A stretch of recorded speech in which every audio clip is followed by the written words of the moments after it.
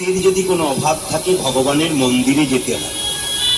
ভগবানের মন্দিরে চাইতে নাই গো, যে ভগবানের মন্দিরে চায় সে অল্প পায়, আর যে চায় না সে এত পায় ভাবতেই পারা যায় না। এই জন্য মন্দিরে গিয়ে কেউ বলবেন না আমার মেয়েটার বিয়ে দিয়ে দাও, আমার ছেলেটার চাকরি দিয়ে দাও, আমার দোতলা বাড়ি করে দাও, 4টে গাড়ি করে দাও, কেউ বলবেন না। কেন? একটা বাচ্চা ছেলে মায়ের কাছে ঘুর ঘুর করলে মা তো বুঝতে পারে বাচ্চাটা কি চায়। আপনি মন্দিরে গিয়ে যখন বসবেন, ভগবান যদি অন্তর্যামী হয় তিনি তো নিজেই জানতে পারবেন আপনার কি আছে কিনা। আপনি আবার বলে জানাবেন কেন? তিনি তো জানেন কি আছে কিনা। যেটা দরকার তোমার, যেটা নিলে তোমার লাভ হবে, সেইটাই তিনি দেবেন। আস্তে আস্তে ভগবান আর দেবতার মধ্যে, আস্তে ভগবান আর দেবতাদের মধ্যে তফাৎটা কি? মন দিয়ে শুনবেন। ভগবান আর দেবতাদের মধ্যে তফাৎটা কি? ভগবান হলো নিজের বাবা মায়ের মতো, আর দেবতা হলো পাড়া প্রতিবেশীর মতো। মন দিয়ে শুনবেন। প্রমাণটা কি? ভগবান যা দেবে একটাই দেবে, সেইটা তোমার মঙ্গল হবে। দেবতার কাছে চাইবেন 10টা 9টা পাবেন, মঙ্গল অমঙ্গলের ব্যাপার নেই। আমি প্রমাণ দিয়ে দিই।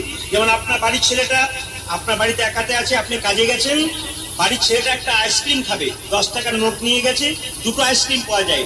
তো সঙ্গে সঙ্গে পাড়ার কাকাকে বলছে, ও কাকু আমাকে একটা আইসক্রিম কিনে দাও, প্রচন্ড ভিড়, আমি ঢুকতে পারছি না। পাড়ার কাকু কি করলো? 2টো আইসক্রিম কিনে দিল। ও চিন্তা ভাবনা করলো না 2টো আইসক্রিম খেলে ঠান্ডা লাগবে। কিন্তু বাবা যদি সামনে থাকতো, 2টো আইসক্রিম কিনতো না, একটাই কিনতো, ভালো কিনতো, যেটা ছেলের মঙ্গল হবে। ওই জন্য বাবা ভগবানের কাছে চাইতে নাই, ভগবানের কাছে বসতে হয়, না চাইলেই তিনি দেয়। কি অভাব আছে তিনি বুঝতে পারেন, বলতে নাই। কথা আপনাদের বললা কি, মহাপ্রভু পান খেত। আপনারা যারা পান খান, পান নেশার জিনিস আপনারা মনে করেন, কিন্তু না, পান নেশার জিনিস না। বিড়ি সিগারেট যারা খান, সিগারেট আপনাদের এখানে কেউ খায় না, অন্য জায়গায় জন্য সিগারেট, এ গ্রেটে নয়, বি গ্রেটে নয়, সিগারেট, এও নয়, বিও নয়, সি, নেশা। আচ্ছা, বিড়ি খাওয়া ধূমপান করা কারা শিখিয়েছিল বলুন তো? ওলন্দাজরা ভারতবর্ষে ব্যবসা করতে এসে ওরা শিখিয়ে দিয়ে গেল বিড়ি খাওয়াটা। ভারতবর্ষের নিয়ম বিড়ি খাওয়া নয়, আমরা ওদের কাছ থেকে শিখলাম।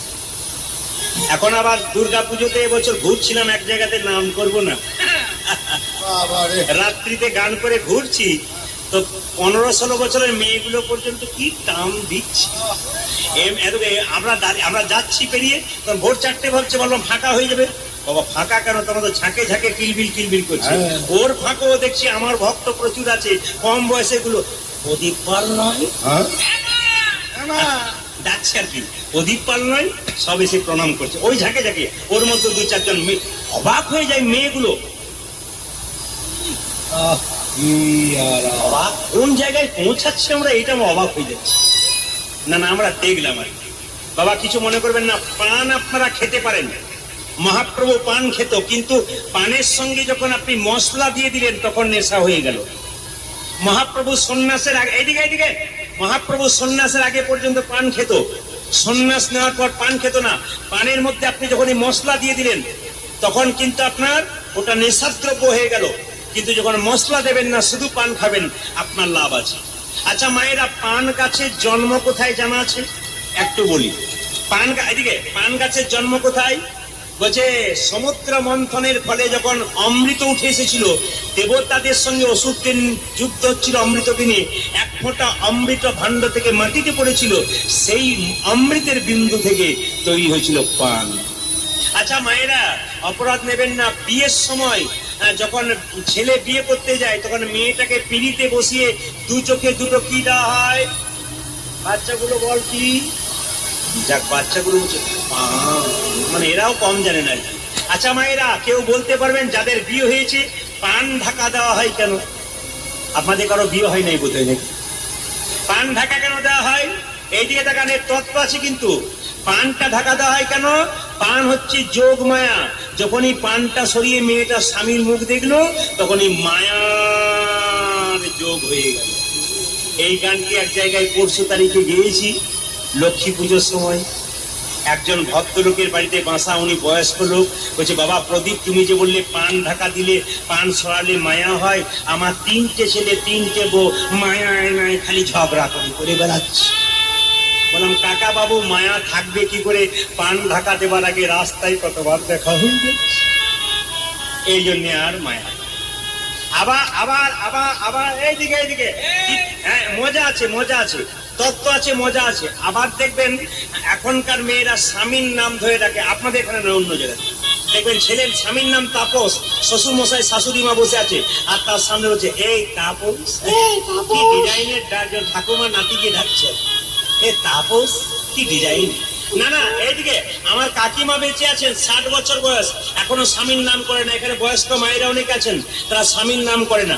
বলতে বলবেন স্বামীর নাম করবে না, কিন্তু ইয়ং যারা কম বয়সের, আপনার এখানে যে বলি না, অন্য জায়গাতে এখানে খুব ভালো, কেউ নাম ধরে ডাকে না। মায়েরা খুব হাসতে বলছে, সবাই ডাকে, সবাই তাপস। তাপস কারো নাম নাই তো, নাহলে কিছু মনে করবেন না, নাম তো কিছু বলতে হবে আর কি।